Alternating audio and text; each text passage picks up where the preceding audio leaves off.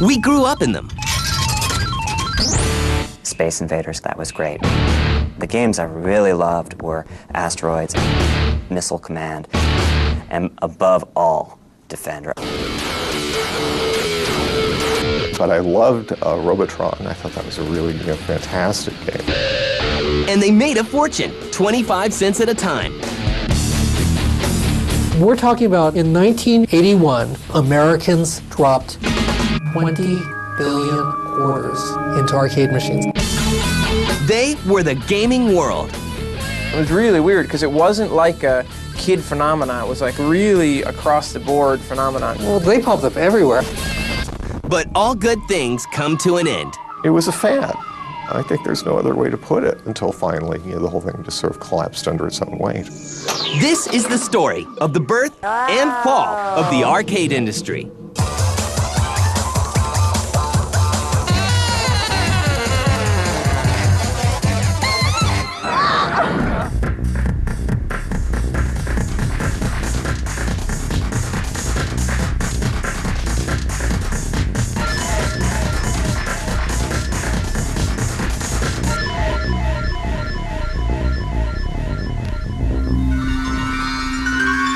Starting as far back as the late 1800s, penny arcade machines such as strength testers and peep shows dot local pubs and fairgrounds. In 1927, David Gottlieb creates Baffle Ball, the precursor to the modern pinball machine. His simple game sparks the pinball craze. Soon, the mini arcades that grew out of the Great Depression are packed with pinball machines. For decades, pinball rules the arcades. But in 1971, a man named Nolan Bushnell changes everything. He wasn't much of an engineer, but he had these great ideas for doing businesses. He saw how he could take the technology we were using at Ampex and make a coin-operated amusement device that might be a hit. He then built this thing called Computer Space. Computer Space was not a great marketing success. Computer Space was a monumental flop. They made 1,000 copies of it. They didn't sell all 1,000 copies of it. It wasn't popular. It didn't make it to very many venues, and where it did make it, it wasn't very popular.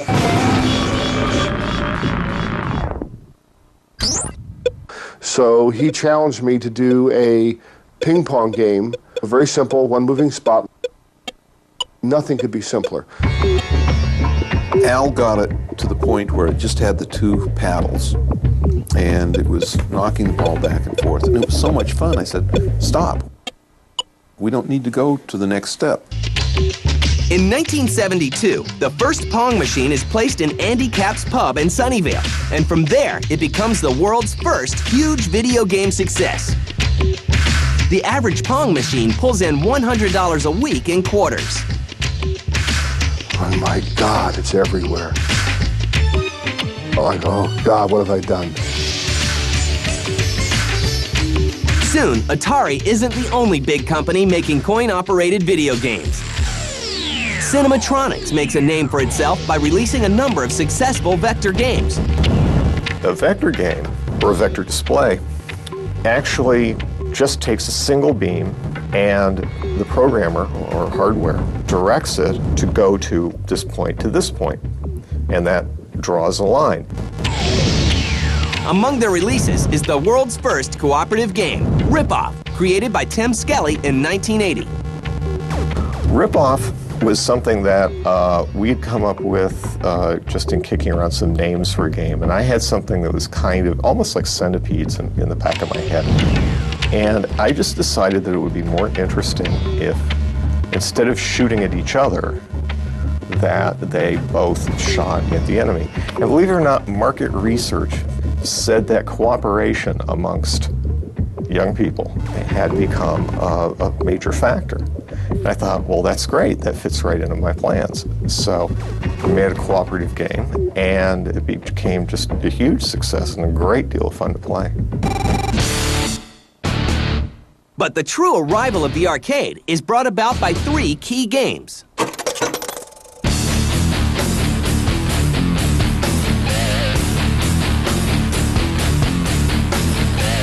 The first of these is Space Invaders, which is released in 1978. Space Invaders actually had gameplay that was interesting and actually had a scoring modality, so a person could get a score and you could compete with someone else and compare your scores, and therefore a person could become, quote, a video game champion. So Space Invaders was like the first game in this 3-game progression. With Asteroids following close behind. Asteroids, it was me for project leader. There was only one programmer. There was a technician, the electrical engineer. I did the art, just line drawings basically, all the fonts and stuff.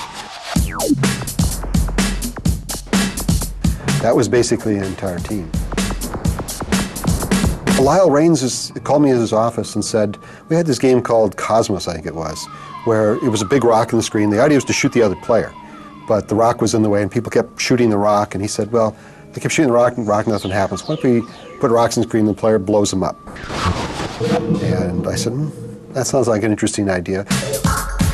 Also, we need something to make the players come out more, so I suggested a saucer that would come out and take a shot of the player if he didn't do anything or if the number of rocks got real low. I just went out and did it, so within a few weeks I had things floating around the screen. And Asteroids suddenly had further enhanced gameplay where people could get very high scores, and also got the competition going for people playing against each other in a bigger way than Space Invaders started for high score laurels. And then Pac-Man is unleashed. But the final thing that really got it going was the third game in this progression, and that's Pac-Man. When Pac-Man came out, it caused everybody to fall in love with video games. Men, women, children, professional people, anybody, any walk of life, any age, became enamored with video games, and Pac-Man single-handedly brought the entire female audience into the arcade. At the same time, because of its uniqueness and because of its incredible across-spectrum appeal, Pac-Man was hit everywhere it went right off the bat. The success of Pac-Man, Asteroids, and Space Invaders opens the floodgates for the arcade revolution. And the gaming world will soon become more successful than anyone ever dreamed.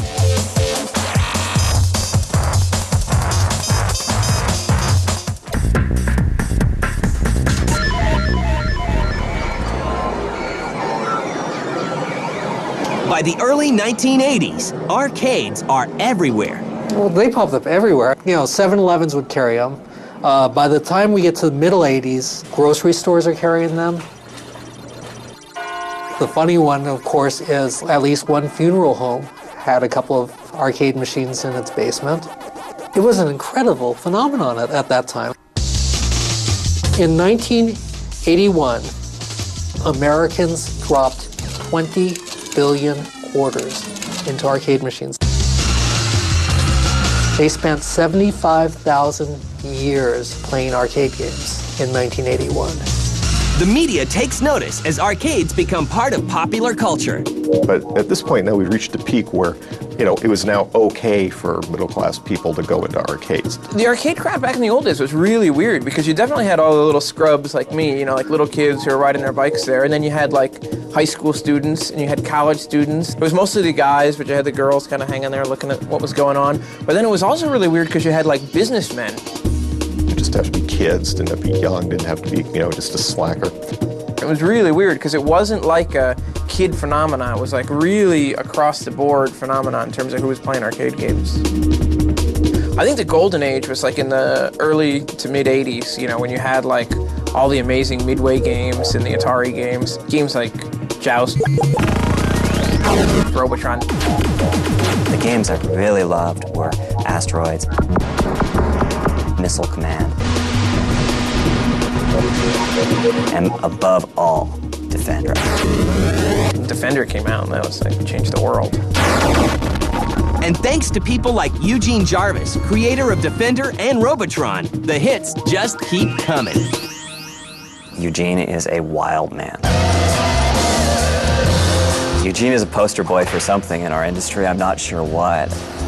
Defender was cool because you'd see it and it was only the older kids could play it because it was so intimidating. There's like 1,000 buttons. I remember like trying to play it a few times and couldn't get anywhere with it. Defender was the ultimate game for the hardcore gamer. It had 7 buttons. I mean, I don't think any other game had that degree of control complexity. Just trying to keep track of them would drive you crazy.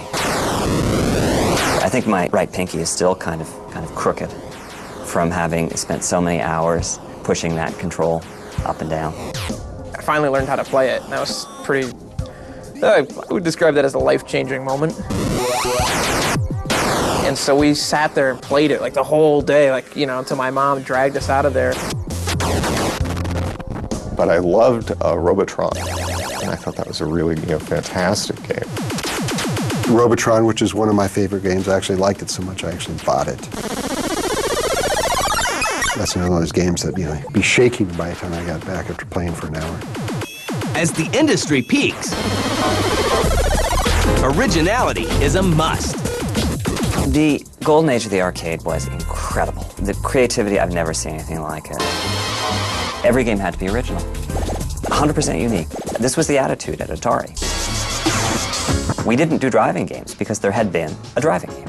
If you did a driving game, it had to be a driving game with guns, and then there could only be one of those in the industry. I had a friend who made a driving game where you drove on the ceiling, because that was the only way you could get it through this corporate culture where 100% originality was required. The business of gaming looks good. Like today, where they're talking about how the game industry is eclipsing the motion picture industry in terms of revenue. That was very much the case back then as well. The revenue from video games was enormous. I mean, a good game would bring in 800 to 1,000 in a week. So you'd buy the game, and in 2 weeks, you pay off your, the distributor, and you're fine. And there were a lot of arcades, a lot of places where there were video games. But the market can only grow so much. Soon, the arcade reaches critical mass and becomes a victim of its own success. Ironically, when I arrived at Atari in 1982, we were saying, we're so big.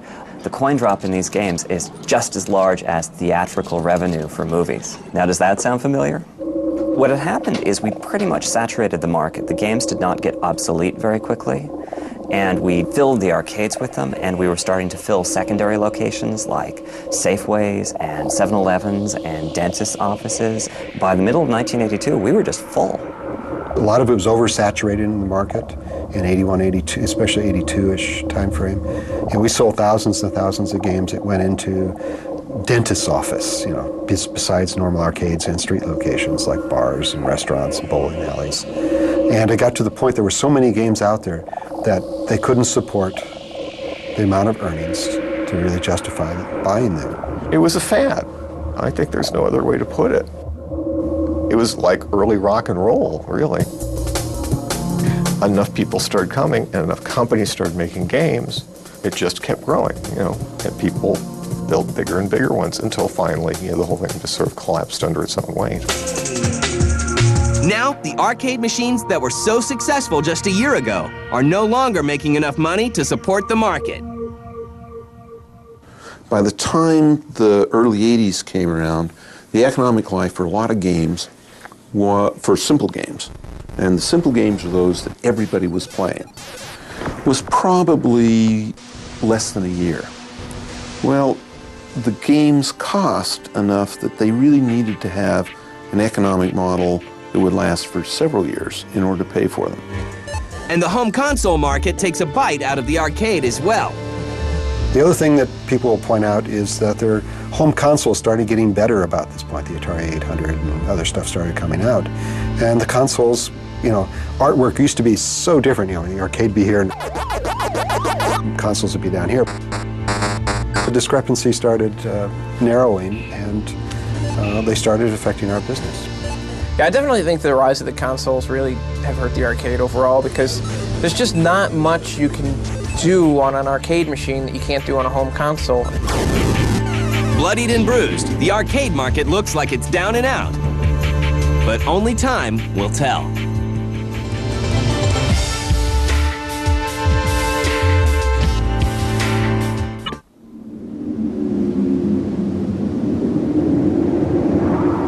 By the mid-'80s, the days of arcade games bringing in $1,000 a week are over, and the coin-op industry is a mere shadow of what it once was.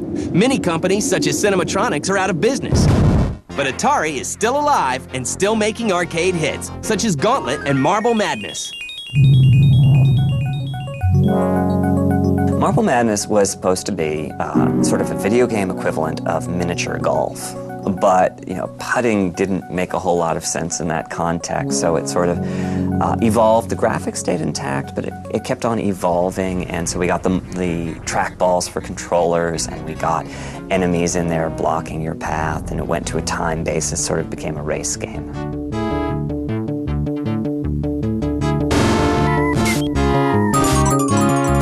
We have Resurgence like Gauntlet came out. It came from several sources. My son was very much into D&D at the time. It was very hot stuff to do, and that's where the original concept came from. You'll come out with 2 good games right in a row, and it's like, oh yes, we're riding high. In 1991, the arcade experiences one of its greatest resurgences with Capcom's release of Street Fighter II.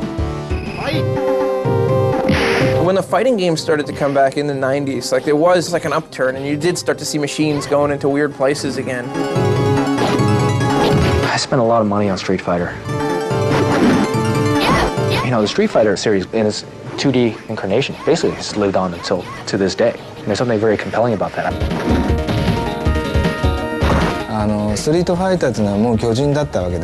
After Street Fighter II came out, there were nearly 600 new fighting games, but none of them could go beyond Street Fighter. But as successful as the Street Fighter series and its fellow fighting games are, it isn't enough to fully revitalize the market. Mortal Kombat, Street Fighter. These were games that took a lot of coordination, and it excluded 2 major classes of people. The casual gamer, the businessman that wanted to play on his lunch hour, and women. They were very complex, and so the casual gamer didn't want to spend their life figuring out how to punch, kick, and fight somebody to death and knock their heads off.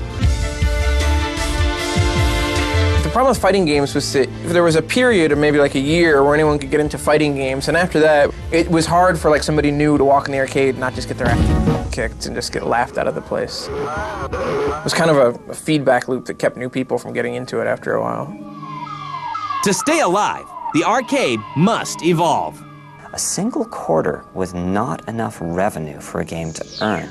We ultimately figured out that we needed a buck, and we don't have dollar coins in the States. A buck is a big spend, it's not a casual spend, and so we needed a new generation of arcade games to show how this should be done.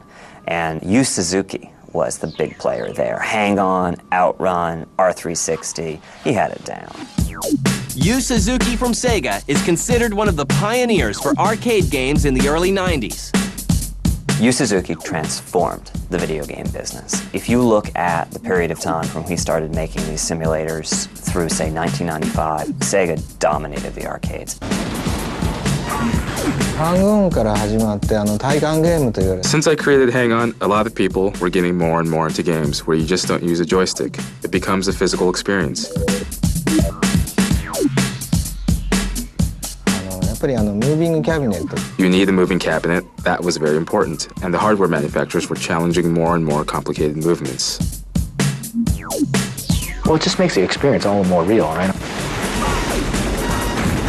I think what it does is it tends to heighten the gameplay experience. It takes some imagination to kind of, put those things together. The arcade industry is great because of, these unique things. I think this is more pushing the envelope of human capacity rather than of the industry itself.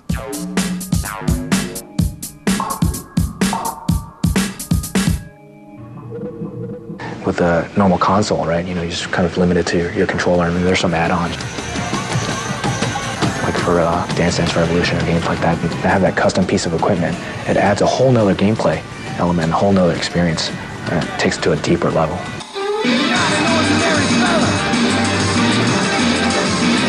While it looks like the arcade may never reclaim its former glory, some people still think it has a future.